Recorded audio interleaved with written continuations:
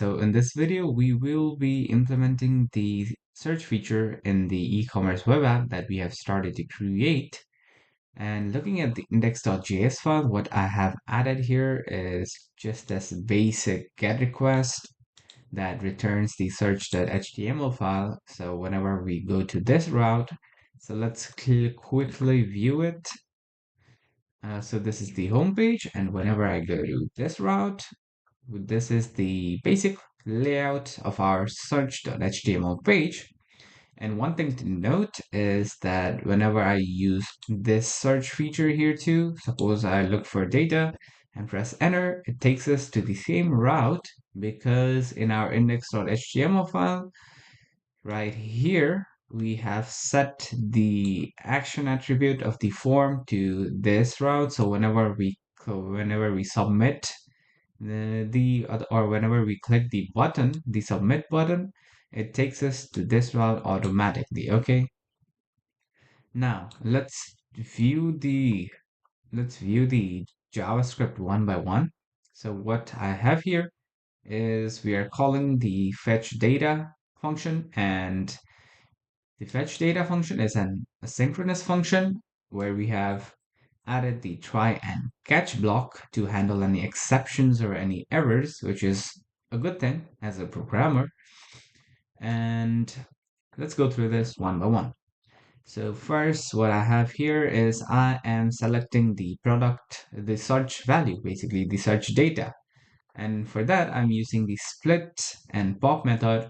So whenever I'm looking for this data here, what the split method does is it takes this delimiter, it splits this URL into two, and the dot pop selects whatever comes after, okay, the equals. So whatever we type here, it's being selected, it's being stored inside this variable, okay?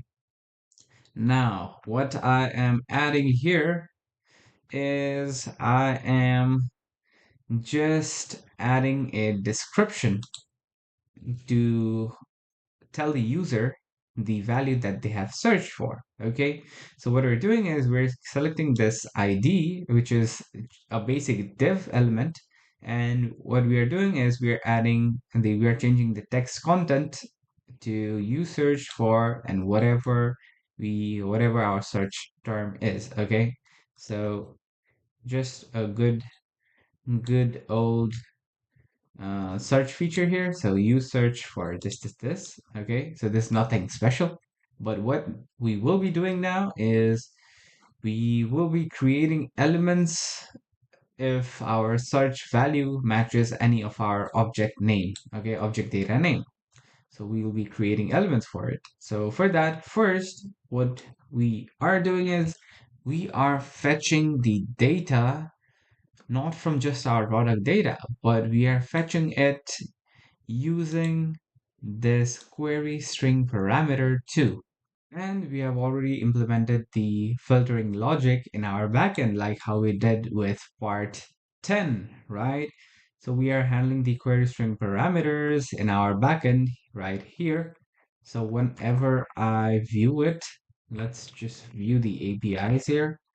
So whenever I go to product data, so this returns all the product data. And whenever I search for any term, and I can even use uppercase letters, I can use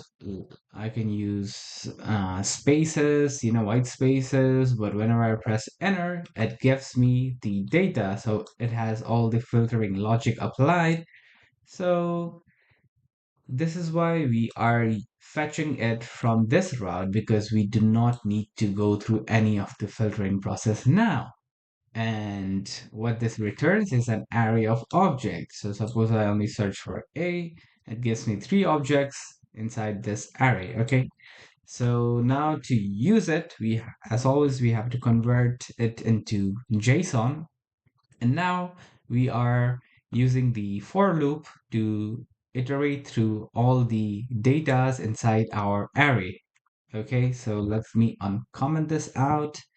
So what I have here is for every element inside the item data, or for every element inside the array of objects for the search value, we are creating a new div like how we did with the previous video, right? We are creating a new div. We are selecting the search.container, which is an empty div element, which will act as our parent element. And we are appending the new div element inside the contain parent element, and we are giving it different attributes. So this is for the CSS part, and the on-click feature, we have still not implemented it. So I will just comment this out, okay? Because we have not created this route yet, which we will be doing in the next video, hopefully. And now for the main part, we are using the inner.html method.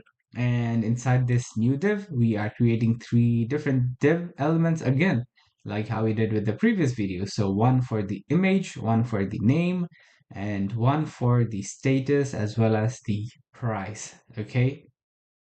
So whenever I save it and whenever I search for A now, you can see that it gives me three different elements now. So it returns the object data for the array of objects that matches this search term. Okay. Now, since we are using the starts with method in our backend while handling this, since we are using the starts with, it only gives us the products that starts with our whatever we look for. Okay, so whenever I enter X, whenever I search for X, it gives me the products that starts with X only.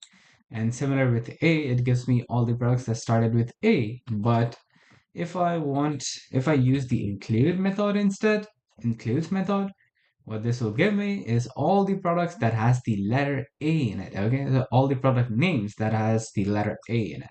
So let's look for it again, and now you can see a whole lot of elements that have the letter A in them, right? So you can use any of this method. I personally like to use the starts with method because it's more specific about things. Whenever I have a lot of products, I don't want to use the includes method, right? But yeah, this is the basic implementation of the search feature, and we will be handling the route parameters hopefully in the next video. So yeah, that's it.